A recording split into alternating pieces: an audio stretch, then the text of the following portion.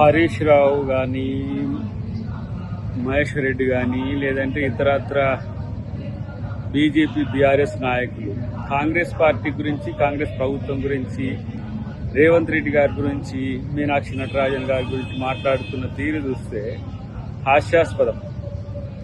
మీకు ఏమీ పని లేక ఈరోజు మాట్లాడుతున్న మాటలుగా దాన్ని చూడాల్సిన సందర్భం ఉంది. కేసీఆర్ వైపు తెలంగాణ సమాజం చూస్తున్నారు. హరీష్ రావు అంటాడు కేసీఆర్ తెలంగాణ సమాజం వైపు చూస్తలేడు, కేసీఆర్ వైపు తెలంగాణ సమాజం చూడదు.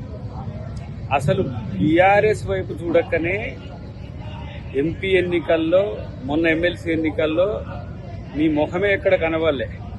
మీకున్న మీడియాతోని, మీకున్న కొంతమంది బంధమాగదులతో మిమ్మల్ని మీరు ప్రొజెక్ట్ చేసుకోవడం తప్పితే మీ గురించి ప్రజలు ఎవరు ఆలోచిస్తున్నారు? రెండవది, రేవంత్ రెడ్డి గారి పట్ల మీనాక్షి గారు నెగిటివ్ ఉన్నారని చెప్పి కామెంట్ చేస్తారు. మీకు ఏమైనా పిచ్చారా బాబు? మీకు మా పార్టీ అంతర్గత అంశాల్లో ఏ అంశాలు ఎట్లా జరుగుతున్నాయో మాకు అందరికీ తెలుసు. మా ముఖ్యమంత్రి నిర్ణయం తీసుకున్నాడంటే అందరినీ కన్విన్స్ చేసినాకనే ఆ నిర్ణయం వస్తుంది. మీ అబద్దాలను ఎట్లా తిప్పికొట్టాలనే దగ్గర చర్చ ఉంటుంది. మీరు చేస్తున్న ఏఐ గ్రాఫిక్స్తో చేస్తున్న పరిస్థితులను ఎట్లా తిప్పికొట్టాలనే ఆలోచన ఉంటుంది తప్పితే మా పార్టీకి, మా ముఖ్యమంత్రి మీద, మా నాయకుల మీద మంచి గౌరవం ఉంది, నమ్మకం ఉంది. ఈరోజు కాంగ్రెస్ పార్టీ చేస్తున్న అభివృద్ధి కార్యక్రమాలను డైవర్ట్ చేయడానికి మీరు చేస్తున్న ఎత్తుగడ, ఇలా బీసీ బిల్లు పెట్టి తర్వాత వర్గీకరణకు సంబంధించిన అంశం తెర మీద తెచ్చి ఆ వర్గాల నుంచి ప్రేమ వస్తుంటే ఒక సమస్య తెచ్చింది. ఇలా సన్నబియ్యం అనేది మీ ముఖానికి, మరి ఇన్ని సంవత్సరాలు అధికారంలో ఉన్నారు కదా, సన్నబియ్యం అనేది తెచ్చి చేతనైందా? వెనకటికి ఎన్టీఆర్ గారు ఇలా బియ్యం 2 రూపాయల కిలో బియ్యం ఇచ్చిండు అని అంటే, తర్వాత కిరణ్ కుమార్ రెడ్డి గారు కాంగ్రెస్ ప్రభుత్వంలో ₹1 ఇచ్చిందంటే, ఇప్పుడు సన్న బియ్యం అనేది ఒక చరిత్ర. ఎప్పుడో వెనకటికి సన్న బియ్యం తింటే అదొక పెద్ద గొప్ప అనే స్థితి నుంచి అలా పేదోడికి సన్న బియ్యం తెచ్చిపెట్టిన ఘనత రేవంత్ రెడ్డి గారికి వచ్చింది. ఇన్ని సంవత్సరాల్లో దాదాపు మీరు ఏ కోశాన బడుగుల గురించి ఆలోచించలేదు. బీసీ బిల్లును తీసుకొచ్చినాం, దానికి మీకు మద్దతు చేతగాలే. కాబట్టి ఇవన్నీ కూడా ఏమంటారు, ప్రాపగండా టీమ్గా మారిపోయింది. బీఆర్ఎస్ బిల్లారంగాలు, బీజేపీ బిల్లారంగాలు. మీతో వచ్చేది సచ్చేది ఏమీ లేదు, ప్రజలకు ఏమీ లేదని తెలిసిపోయింది. ఏ పనైనా సరే ఓన్లీ అబద్దాలు ఆడుతూ బతకాలని ఆలోచించే మీలాంటి బతుకులు ఎవరు పట్టించుకోరు. ఇక అక్క కొత్తగా వచ్చింది, ఇప్పుడు పూలే విగ్రహం పెట్టాలి, పూలే జయంతిలోగానే అని. పూలే విగ్రహం పెట్టడం కాదు, పూలే ఆశయ సాధన కొరకు కూడా కాంగ్రెస్ పార్టీ కట్టుబడి ఉన్నది.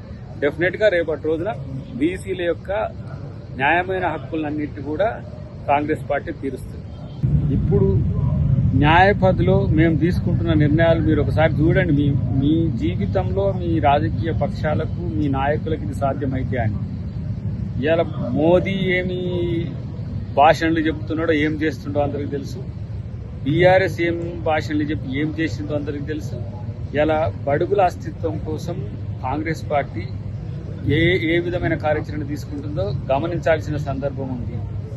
ఇలా మాట్లాడితే మేము అభివృద్ధి చేసినాం, మేము సంక్షేమం చేసినామని చెప్పే సన్నాసులారా, మరి మీరు అభివృద్ధి చేసి ఉంటే మేము ఇలా రైతులకు రుణమాఫీ మళ్లీ చేయాల్సిన సందర్భం ఎందుకు వచ్చింది?